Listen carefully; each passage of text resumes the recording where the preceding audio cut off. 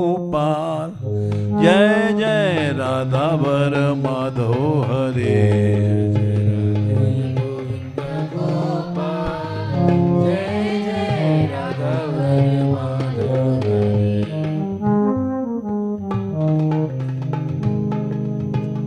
गिरधारी रे गोविंदा गोपाल राधावर माधव हरे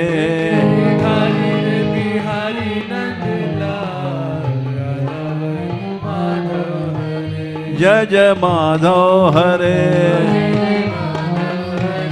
राधा माधव हरे जय जय राधे गोविंद गोपाल जय जय राधावर माधव हरे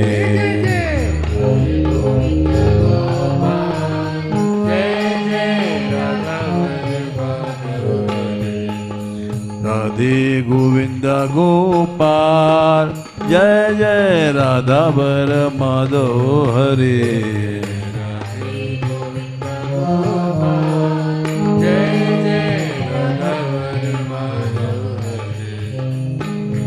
राधा पिय की उरहार राधावर माधव हरे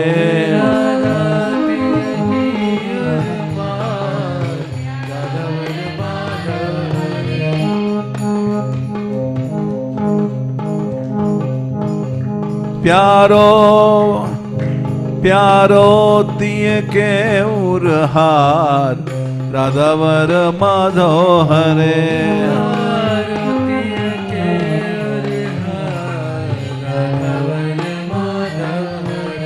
राधा माधव हरे हे राधा माधव हरे जय जय राधे गोविंद गोपाल जय जय राधावर माधव हरे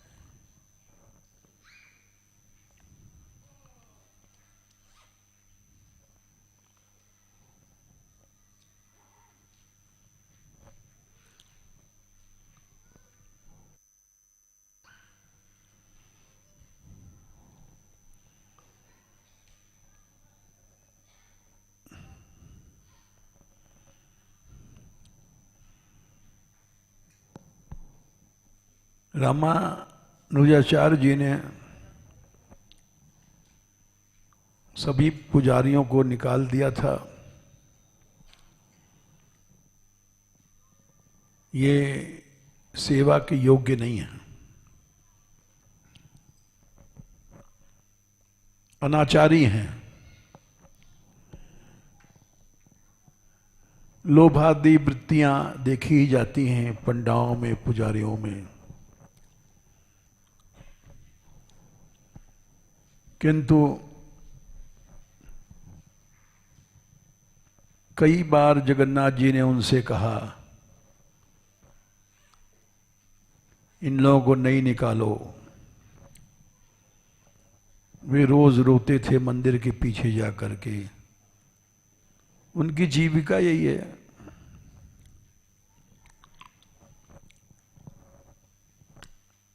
लेकिन रामानुजाचार्य जी मना कर देते थे, नहीं, वेद मर्यादा, शास्त्र मर्यादा के विरुद्ध हम नहीं जाएंगे।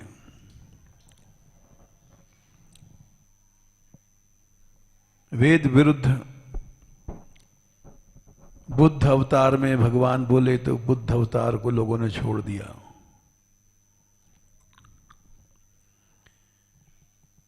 वेद के विरुद्ध भगवत अवतारों को भी लोग सम्मान नहीं करते थे। इसलिए रामानुजाचार्य जी ने बात नहीं मानी, किंतु भगवान की कृपा वो किसी शास्त्र को, वेद को नहीं मानती है। भगवान और उसकी कृपा दोनों ही शास्त्र से अतीत हैं। इसलिए भगवान ने स्पष्ट कहा, सर्वधर्मान परित्यज्य मामेकम शरणम व्रज। समस्त धर्मों के, चाहे वैदिक धर्म है, चाहे श्रौत है, स्मार्थ है, उसको छोड़ दे। परित्यज्य, परिमने संपूर्ण रूपेण त्यज्य, परितः त्यज्य, थोड़ा भी उसका अंश नहीं रह जाए, तब शरणागति धर्म सिद्धि होती है। यही बात जहां जहां भागवत धर्म आया है, वहां यही बात कही गई है कि और धर्म जितने हैं वो सब साधन हैं, भागवत धर्म साध्य है। अरण्य कांड में जितने धर्म हैं समूह, जप जोग धर्म समूह ते नर भगति अनुपम पावई। ये छठवें दोहे के पहले ये छंद आता है, रघुवीर चरित पुनीत निशिदिन दास तुलसी गावई। एकमात्र अनेक धर्म जप जोग आदि साध्य नहीं है, भक्ति साध्य है। भक्ति के बिना सब धर्म कर्म व्यर्थ है। धर्मा स्वनिष्ठिता पुंसाम विश्वक्सेन कथासु यः नोत्पादेद यदि रतिम श्रम एव हि केवलम। किसी भी धर्म का स्वनिष्ठित अच्छी तरह आचरण किया गया, सांगोपांग सर्वांग रूप से, और यदि भगवान में रति नहीं हुई तो परिश्रम मात्र रहा, व्यर्थ रहा। श्रम एव हि केवलम, केवलम से मतलब कोई साध्य उससे नहीं मिलना है। ये बात कई जगह कही गई, सो सब धर्म कर्म जरि जाऊ, जहन राम पद पंकज भाऊ।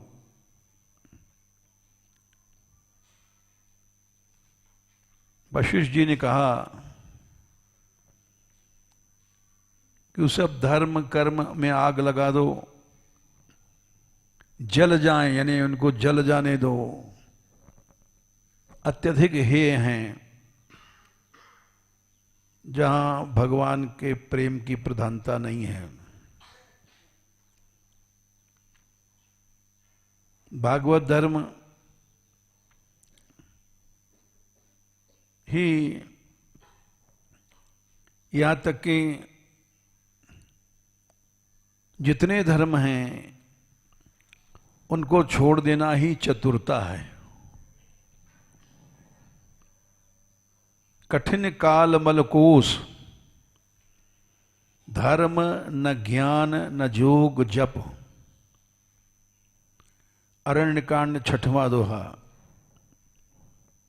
परिहरि सकल भरोस, रामई भजहि ते चतुर नर। ये जो कलिकाल है, ये मल का कोश है। अधर्म, अन्याय, ये सब इसके भीतर भरे पड़े हुए हैं। और न धर्म, न ज्ञान, न योग, न जप, कैसा भी ज्ञान हो, श्रौत ज्ञान हो, स्मार्त ज्ञान हो, सबको लिया गया है। परिहरि सकल भरोस, इन सब का भरोसा छोड़ दो। रामई भजई ते चतुर नर, चतुर वही है जो धर्म आदि का आश्रय छोड़ देता है।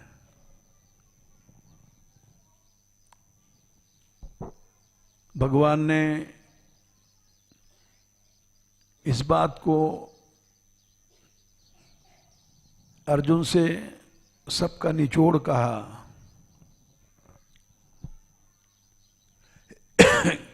कि शृणु में परमं मत, मेरा परम मत यह है कि तू सब धर्मों को छोड़ दे। गीता देना। और ये तू मेरा प्रिय है, अत्यधिक प्रिय है, इसलिए मैं तुझे ये रहस्य बता रहा हूं।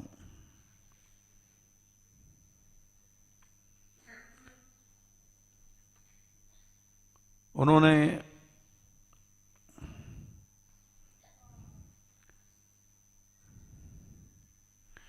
इष्टोसि मे दृढ़म इति वक्ष्यामि ते हितम,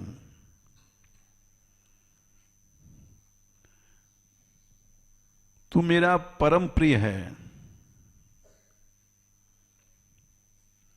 सर्वगुह्यतमं भूयः शृणु मे परमं वचः। गुह्यतम माने सबसे ज्यादा गोपनीय वस्तु, सारे वेदों शास्त्रों का निचोड़, सुपरलेटिव डिग्री है तम प्रत्यय, सर्वातिशायी गुप्त मत है। इससे ज्यादा कुछ गुप्त मत हो नहीं सकता। इष्टोसि मे दृढ़म, तू मेरा बहुत प्यारा है, इसलिए मैं तेरे लिए हित की बात कह रहा हूं। बोले हित यही है कि सर्वधर्मान परित्यज्य,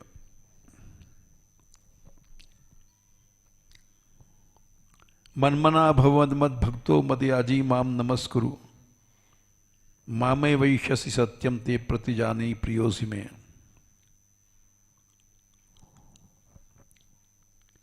यद्यपि इसके पहले भगवान ने ईश्वर की शरणागति को गुह्यतर कहा गया है।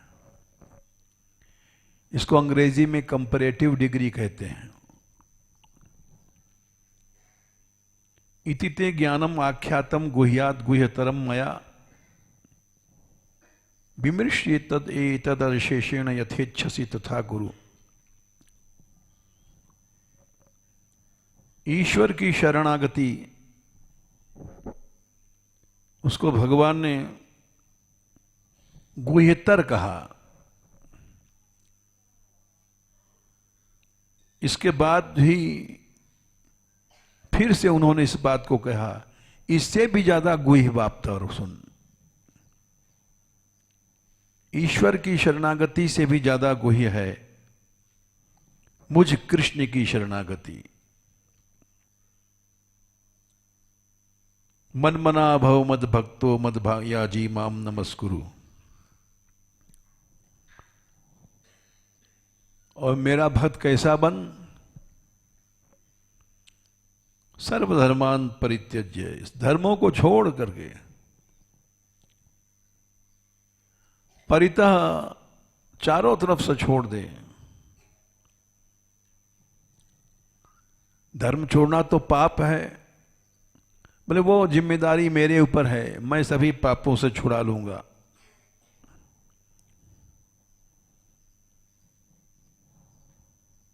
तो भगवान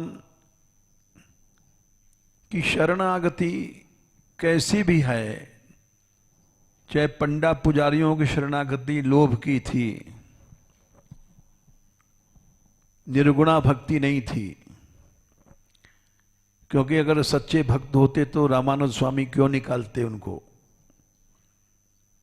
निकाल दो इनको सबको, मंदिर से बाहर सबको निकाल दिया।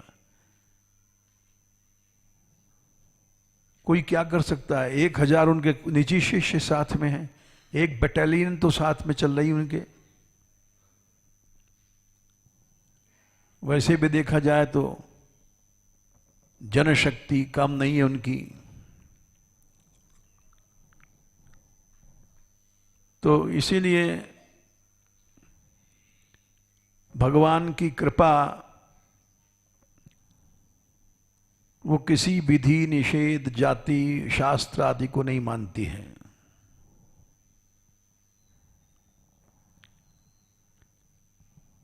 जो भगवान की शरण में आ गया वो अनंत पापात्मा होकर के भी शुद्ध हो गया उसी क्षण।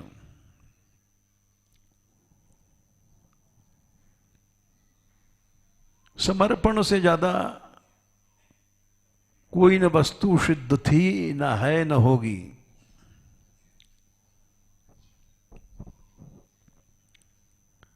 तपस्विनो दानपरा यशस्विनो मनस्विनो मंत्रविदः सुमंगला क्षेमं न बिंदन्ति विनाय दर्पणम तस्मै सुभद्रश्रवसे नमो नमः।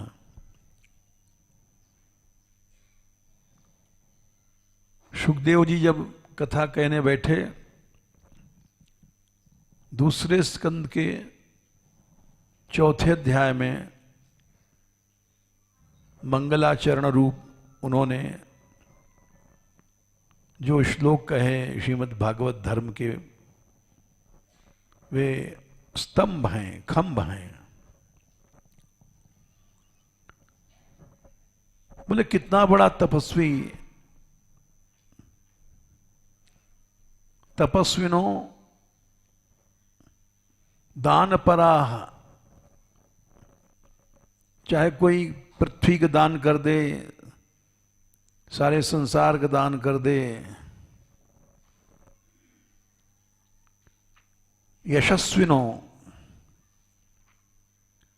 कितना बड़ा यशस्वी है, यज्ञ करने वाला यश को प्राप्त करता है। 2, 4, 17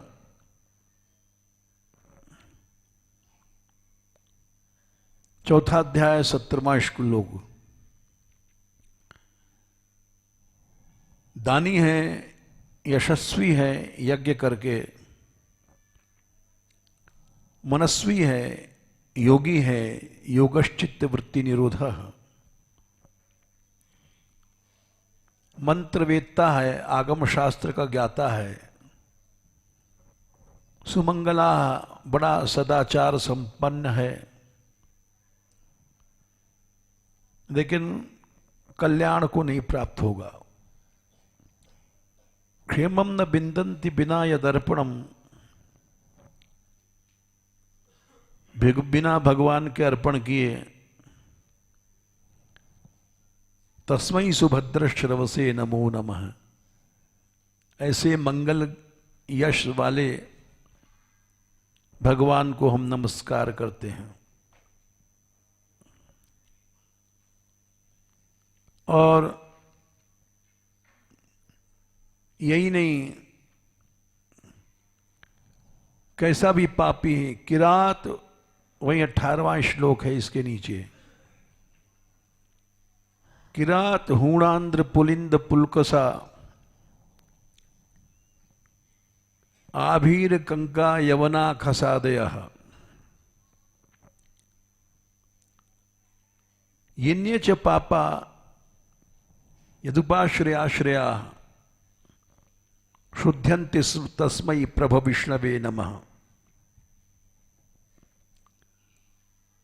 उन भगवान को नमस्कार है, प्रभु विष्णु सर्वसमर्थ भगवान को,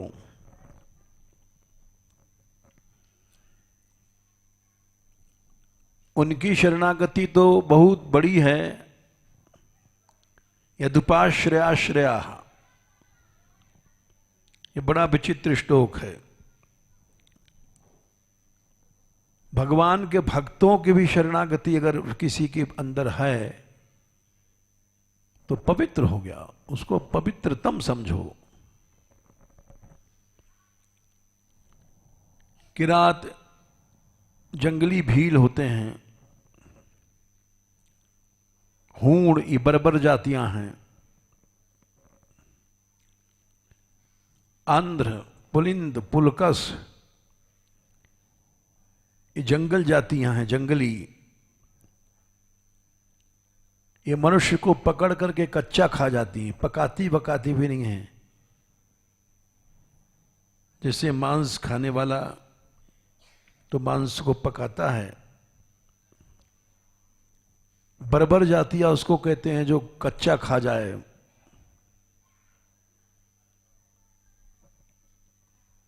ऐसे बड़े बड़े पापी जो राक्षस जैसे हैं, मूर्तिमान राक्षस हैं, वे भी अगर भक्तों की शरण में पहुंच जाएं, भगवान तो छोड़ो, भगवान के भक्तों की शरण में तो भी शुद्ध हो जाते हैं। येन्य च पापा,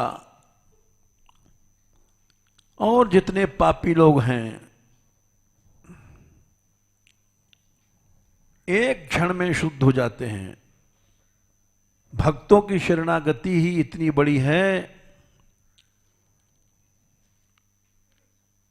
सैकड़ों उदाहरण हैं भक्तमाल में, वार्ताओं में, जो देखने पर सुनने पर आश्चर्य लगता है। एक आध उदाहरण दे देते हैं। कृष्णदास जी थे, अष्टमहाझाप के कवियों में हुए हैं। सूरदास के गुरु भाई समझ लो तुम। 4 महाप्रभु जी के शिष्य थे, 4 गोसाई जी के। कृष्णदास, सूरदास, परमानंद दास, ये सब महाप्रभु के शिष्य थे। कुंभन दास चौथे, कुंभन दास जी 4 उनके थे, 4 गोसाई जी के थे। नंददास, गोविंद स्वामी, छीत स्वामी, चतुर्भुज दास, 4 4 8, ये अष्टछाप के महाकवि बोले जाते हैं। तो कृष्णदास जी ये भगवत सेवा में बड़े प्रसिद्ध हुए हैं। ये आगरा गए थे सामान लेने श्रीनाथ जी का, क्योंकि श्रीनाथ जी यहीं विराजते थे और बहुत बड़ा तामझाम है श्रीनाथ जी की राग भोग का। अब तो नाथ द्वारे में हैं, सोने चांदी की जो चक्कियां हैं उसमें केसर कस्तूरी पिसता है। जाने कितना भोग लगता है। यद्यप हमने सुना है कि अब वहां भी इतना भोग लगता है, जाने कितने मन लगता है रोज भोग। इस भाव से गिरिराज जी गिरिराज धारण हैं और इनको लाखों डला भोग लगा दो तो भी थोड़ा है। जब इन्होंने गिरिराज धारण किया तो जाने कितना भोजन कर गए। इस भाव से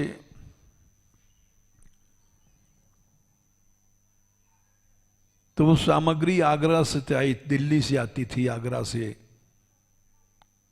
जाने कितने गाड़ियों सामान आता था।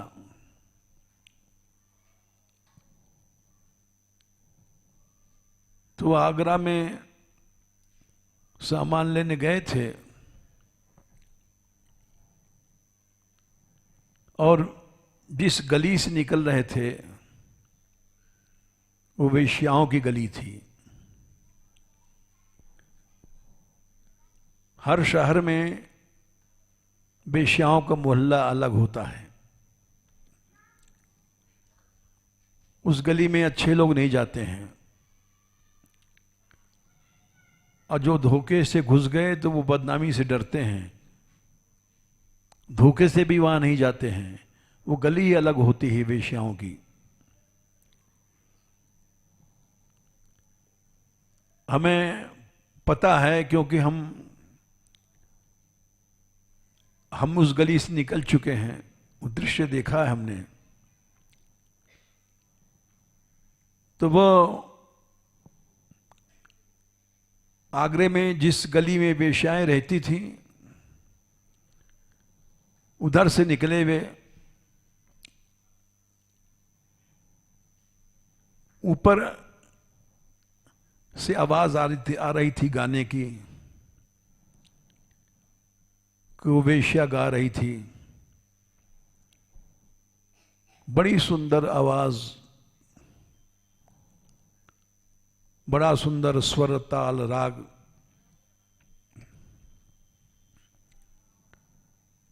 ये आवाज को सुनकर के खड़े हो गए नीचे, उसके कोठे के नीचे।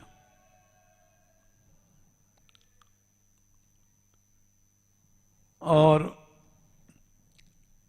गाते गाते उसका गला रुक गया। वो तान खींच रही थी लेकिन गला रुका। तो कृष्णदास जी नीचे से सुन रहे थे उसका गाना। ये श्रीनाथ जी के सामने संगीत गाते थे, सदाचारी संयमी थे और श्रीनाथ जी के भोग पाने वाले खूब चक। इन्होंने जहां उसका गला रुका था नीचे से ही तान खींच करके नीचे उतार दिया। सपाट तान मार रही थी। तो उस वेश्या को आश्चर्य हुआ कि इतना दम किसमें है, ऐसा कौन गाने वाला है, नीचे खड़ा है। तो दौड़ करके झांकने आई तो देखा तिलक लगा हुआ और वो दौड़ के नीचे उतरी और आकर के प्रणाम किया उसने। समझ गई कि ये तो कोई महात्मा है, वैष्णव हैं। और उसने कहा महाराज हमारे कोठे पर पधारी आप। ये तो संत हैं, डरते नहीं हैं। बोले चलो। चले गए कोठे पर। वहां सब उसके पिट्ठू वेश्या के और सब बैठे। इनको देखा, तिलक लगे और प्रणाम किया सबने, क्योंकि वैष्णव तेज था। हालांकि वेश्या के यहाँ जाने वाले भक्त तो ही होते नहीं हैं, लेकिन वैष्णव तेज के आगे दबना पड़ता है। लोग पूछने लग गए महाराज आप कहाँ विराजते हैं? बोले मैं वहाँ रहता हूँ गिरिराज जी में, जतीपुरा में, श्रीनाथ जी के मंदिर में श्रीनाथ जी का सेवक हूँ। यहाँ कैसे पधारे आगरा में?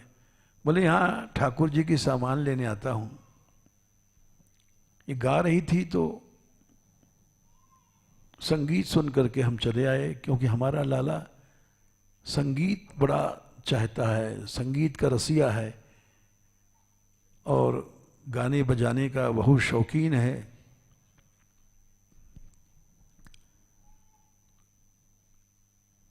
इन्होंने उस वेश्या से पूछा कि तू हमारे लाला को गाना सुनाएगी? तो उसके जो सरंगी तबला बजाने वाले, उनको भड़ुआ कहा जाता है। वो लोग तो ऐसे आदमी टटोलते रहते हैं, जैसे पंडा लोग जजमान टटोलते हैं तो वैसे वो भी टटोलते हैं। बोले महाराज ये जरूर सुनाएंगी, और इनकी पारिश्रमिक माने फीस होती है। आप अगर सह सकें तो। बोले हाँ, हमारा लाला तो कोई बहुत बड़ा शौकीन है, जितना तुम कहोगे उतना देंगे हम। उन लोगों ने कहा इतनी स्वर्ण मुद्रा, ठीक है इसे हम ज्यादा देंगे तुमको, हमारे लाला को चलो सुनाओ। अब बैलगाड़ी उस जमाने में थी, ट्रैक्टर कार गाड़ियां तो है नहीं, वो सब गाड़ी पर लद कर चले, वो भी चली और भड़ुए भी चली, जो सरंगी और तबला बजाने वाले सब। गिरिराज जी आए, और गिरिराज जी आने के बाद सवेरे के चले दोपहर तक पहुंचे। उसके बाद कृष्णराज जी ने कहा उत्थापन होगा हमारे लाला का, ठाकुर जी का। उत्थापन के बाद तुमको संगीत सुनाने का अवसर दिया जाएगा, लेकिन इसके पहले तुम स्नान करो, जाओ वस्त्र बदलो, मंदिर में ऐसे नहीं घुस सकती हो। हल्ला मच गया कि कृष्णदास जी वेश्यालय हैं। महापुरुष लोग डरते तो है नहीं, डरता वो है जो भोगी होता है, जिसका लक्ष्य गलत होता है। उन्होंने उसको एक नई साड़ी दिया और उससे कहा कि जा हमारे लाला को सुना। एक पद बना के दिया, मोह मन गिरधर छवि पे अटक्यो, ये पद दिया था।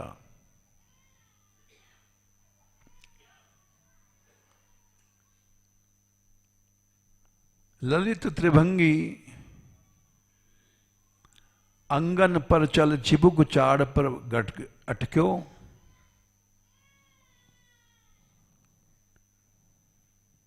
हमारे लाला के ऐसी कृष्ण कुरूप वर्णन है कि उसके रूप को देख करके चिबुक, यहां जो गालों में थोड़ा सा एक गड्ढा बन जाता है, बड़ा सुंदर लगता है।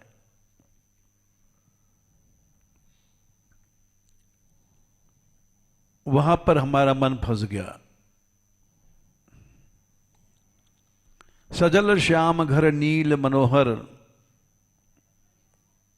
कैसा कृष्ण रूप है, श्याम जिसका वर्ण है।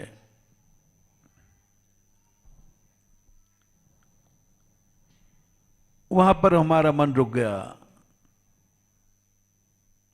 और दूसरी कड़ी के गाते गाते उसको श्रीनाथ जी का दर्शन हो गया, वास्तविक रूप का।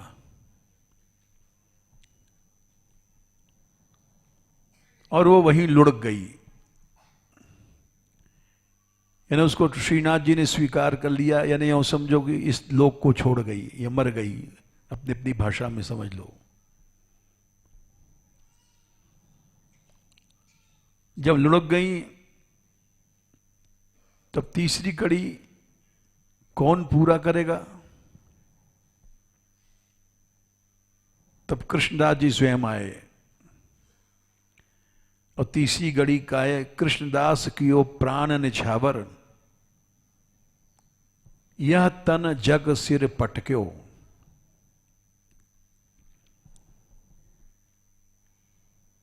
बोले हम और क्या चढ़ाएं कृष्ण को, हमने अपना प्राण निछावर कर दिया।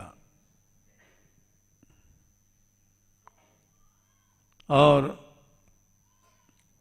इस शरीर हमने संसार में वालों को पटक दिया। कुछ भी करो, जलाओ चाहे फूंको चाहे कुछ करो, मैंने तो अपने प्राणों को चढ़ा दिया कृष्ण को।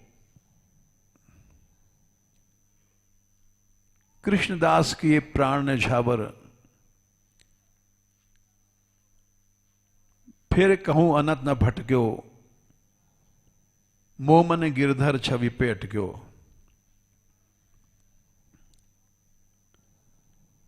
भड़वे लोग रोने लग गए, उनकी तो जीविका चली गई। वो नामी वेश्या थी, जहां जाती थी स्वर्ण मुद्राएं लेती थी और उससे उनके सारंगी वालों का, तबला वालों का जीविका चलता था। रोने गाने लग गए, महाराज ये क्या हुआ?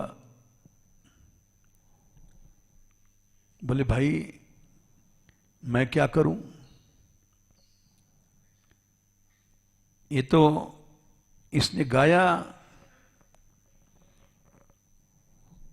और ठाकुर ने स्वीकार किया इसका गाना। हमने पहले कहा था हमारा लाला संगीत का बड़ा रसिक है। नाहम वसामि वैकुंठे योगिनाम हृदयेन च, मद भक्ता यत्र गायन्ति तत्र तिष्ठामि नारद। भगवान में स्वयं नारद जी से कहा है, न मैं वैकुंठ में रहता हूं, न योगियों के हृदय में भी नहीं रहता हूं। 1-1 लाख वर्ष की समाधि लगाते हैं,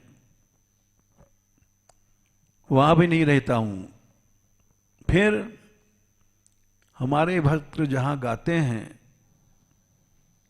मैं वहीं रहता हूं।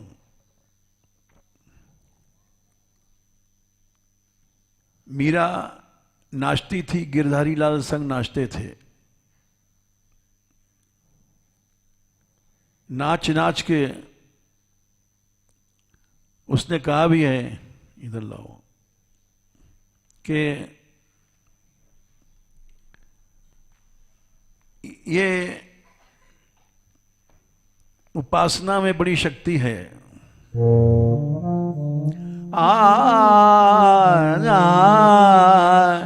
श्री गिरधर आगे नाचूंगी,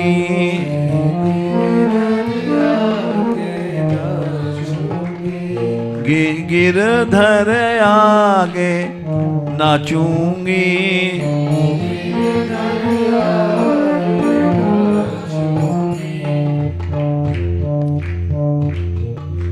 प्रेम प्रीति का बांध घूंघरू,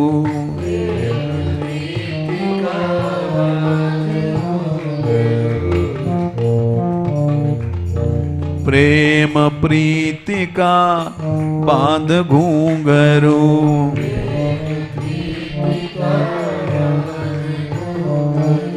सूरत की कछनी काछूंगी,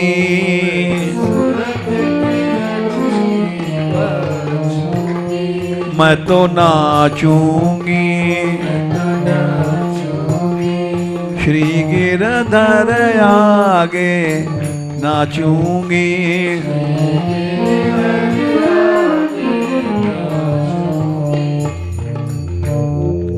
लोक लाज कुल की मर्यादा,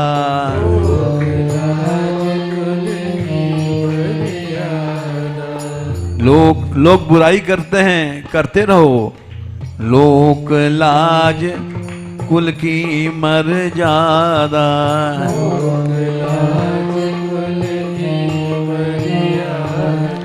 इनमें एक न राखूंगी,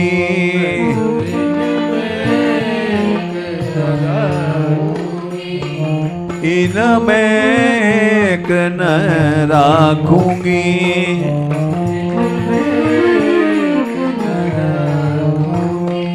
श्री गिरधर आगे नाचूंगी।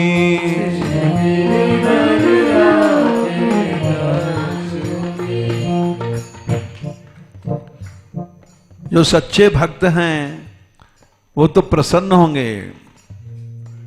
नाच नाच पिय रसिक रिझाऊं,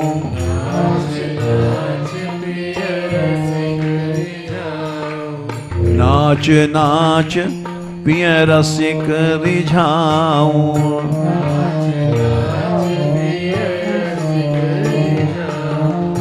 प्रेमी जन को जांचूंगी,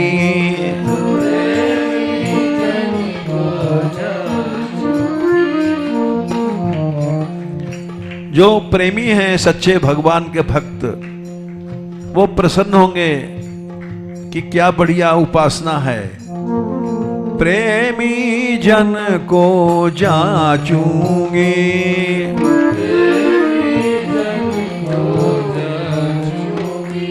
श्री गिरधर आगे नाचूंगी।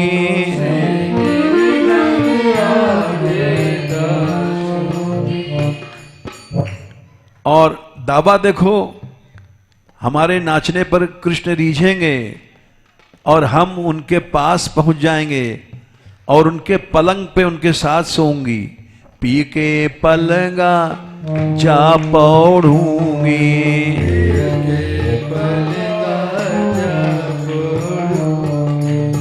पी के पलंगा जा पौड़ूंगी।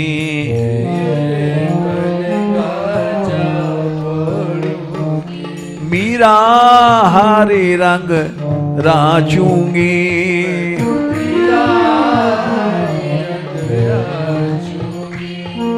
मीरा हरे रंग राचूंगी।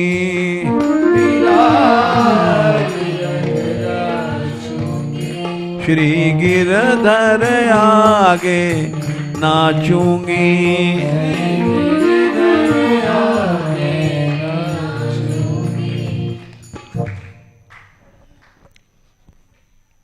पी के पलंगा जा पौड़ूंगी, ये दावा था मीरा का और वो वहीं पहुंच गई। मीरा मरी नहीं थी, प्रभु के विग्रह में मूर्ति में समा गई थी। मीरा को निज लीन किए नागर नंद किशोर, जग प्रतीत हित लटक रहो मुख अंचर को छोर। द्वारकाधीश भगवान के मुख में मीरा की साड़ी का छोर लटक रहा था बस, जिससे लोग समझ जाएं कि मीरा हमारे में लीन हो गई है। क्योंकि जो बुलाने गए थे लोग, वो लोग चित्तौड़ चलो मीरा, मीरा ने सोचा हम मना करेंगे तो बूढ़े बूढ़े ब्राह्मण हैं जिन्होंने हमको पाला पोसा बचपन में खिलाया, ये आत्महत्या करेंगे, अनशन करेंगे, मर जाएंगे। तो इसलिए ठाकुर जी के मंदिर में गई और ठाकुर जी ने अपने अंदर लीन कर लिया। अब कोई क्या करेगा आत्महत्या करके। मीरा तो प्रभु में लीन हो गई, जीवित ही नहीं है वो, तो होती तो चलती। तो हमने इसलिए सुनाया कि ये श्लोक जो उन्होंने सुखदेव जी ने कहा है, उस श्लोक के ऊपर हमने एक दृष्टांत दिया कि येन्य च पापा यदपाश्रयाश्रया, महान पापी वेश्या एक गंदी नाली होती है, उसके प्रेमियों को पता नहीं कितने हैं। जैसे नाली में मनुष्य जाता है, गंदे पानी का त्याग करता है, मूत्र पेशाब करता है, तो वेश्या भी गंदी नाली होती है। लेकिन यदपाश्रयाश्रया, यादवनी जिन भगवान के आश्रय वाले कौन भक्त हैं और भक्तों के आश्रय पाकर के शुद्ध्यंती, वेश्या शुद्ध हो गई। और ऐसी शुद्ध भई कि जिन प्रभु की प्राप्ति लाखों वर्ष जप तप समाधि से नहीं होती है, एक पद सुना करके उन प्रभु को प्राप्त कर लिया। इसलिए ये वेश्या का प्रसंग ने सुनाया कि इससे ज्यादा शुद्धि क्या होगी कि भगवान ही मिल गया। किरात हूणांद्र पुलिंद पुलकसा, ये जातियां ऐसी हैं जो मनुष्य को कच्चा खा जाती हैं। शिकार में तो मांस को पकाया जाता है। ये जातियां अभी हैं संसार में। हम आंखों देखिए घटना सुना रहे हैं। मान मंदिर में 10 साल या इतना नहीं होगा, 10-15 साल पहले 2-3 संत आए थे और वो यहां रहे भी। वो सुनाते थे कि नेपाल के जरा तराई जंगलों में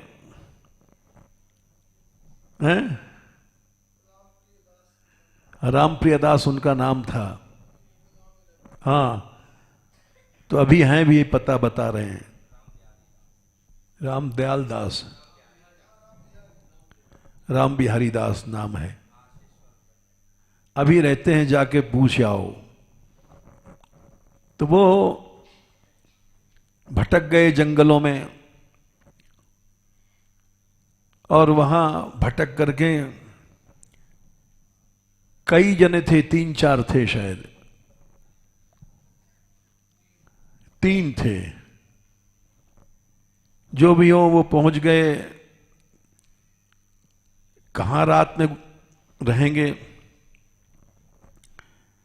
तो एक गुफा दिखाई पड़ी, बहुत ऊंचा उसका दरवाजा था।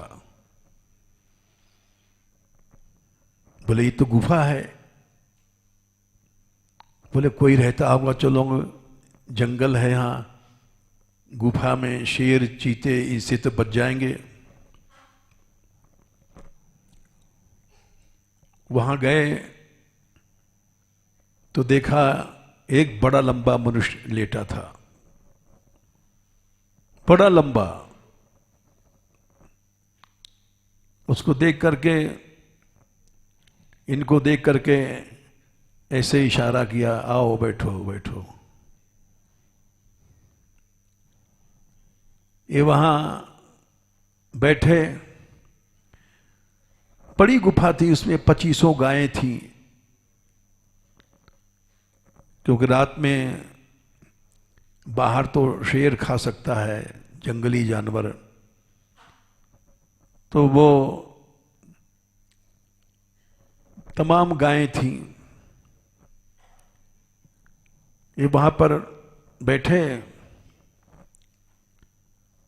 उसने दूध काढ़ा तो लोग देखते रहे। और उसके बाद में दूध में जाने क्या खीर वीर बनाया और इनको दिया। ये लोग भूखे थे कई दिन के, और खूब खाया इन्होंने। और भगवान की कृपा मनाने लग गए कि ये आज हमको खीर मिली। कई दिन से भटक रहे थे जंगल में, खूब खाए। और खाने के बाद उसने इशारा किया, यहीं सो जाओ। तो ये सो गए। तीनों आदमी, 3 थे या 4 थे, हमें याद नहीं है। और वो, लेकिन इनको डर लगा क्योंकि बड़ा लंबा था, साधारण आदमी की तरह नहीं था। और जब सो गए तो वो धूनी थी, आग जल रही थी। उसने एक हाथ से एक संत को उठाया, एक हाथ से, इतनी ताकत थी उसमें। और उठा करके जब उठाया तो बाकी लोगों की नींद खिल गई। और यूं टांग लिया, और धुएं में वहां तमाम औजार थे, चक्कू फक्कू, सुआ फुआ। उससे उसने यूं फाड़ा उसका कलेजा, और कलेजा खा गया और खून पी गया सारा। मुंह से सब खून पी लिया और कलेजा खा करके, और फिर वो टांग दिया ऊपर। और फिर उसके बाद में उसको नींद आ गई, क्यों खून पीने के बाद नशा होता है। अब बाकी लोग, इनके तो शरीर कांपने लग गए। बड़ी खीर खाई।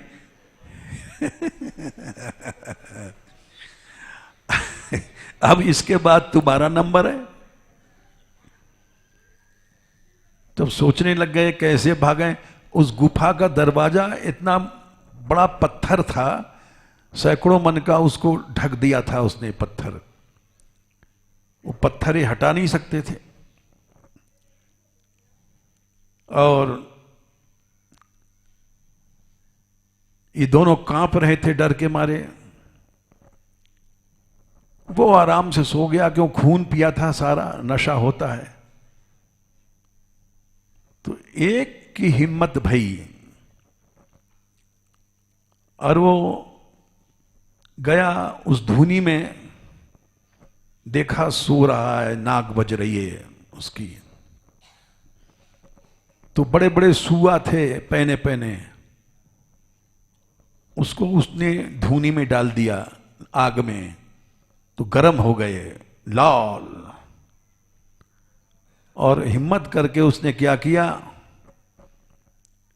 दोनों सुए लेकर के उस सूते हुए की आंख में घुसा दिए, यों तड़ खून निकला आंख से, उन्हें आंखें फूट गई इसकी। और वो जब फूट गई तो ऐसे उठा, वो उठा तो ये भागे वहां से, क्यों अगर पकड़ लेगा तो एक हाथ में इसकी इतनी ताकत है कि उठा लेगा तो हम छुड़ा नहीं पाएंगे। ये पीछे भागे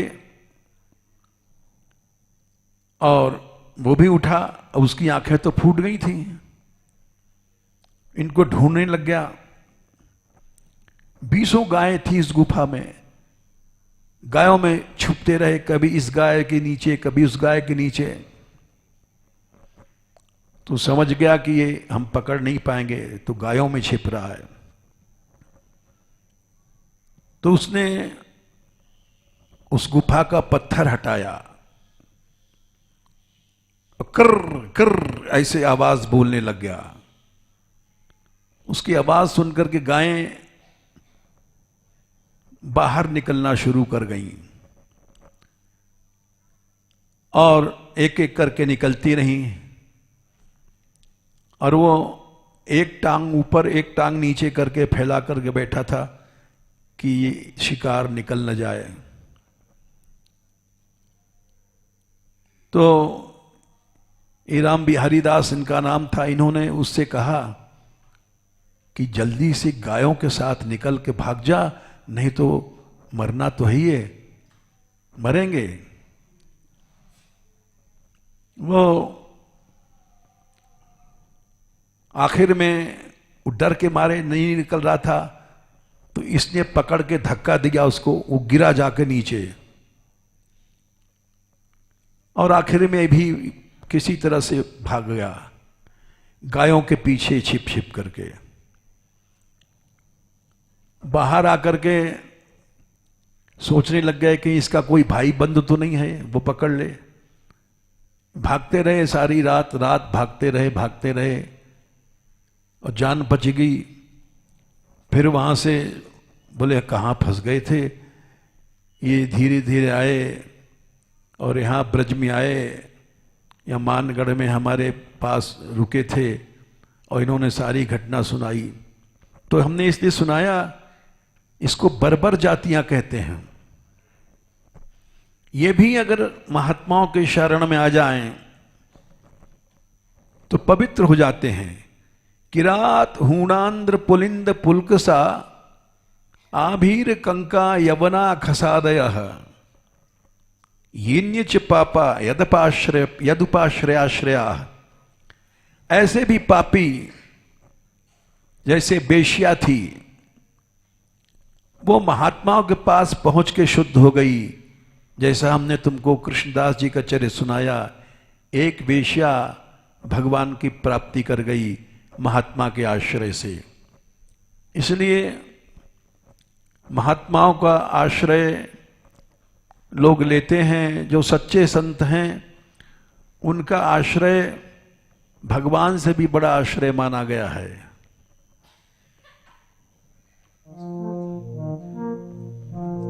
राधे किशोर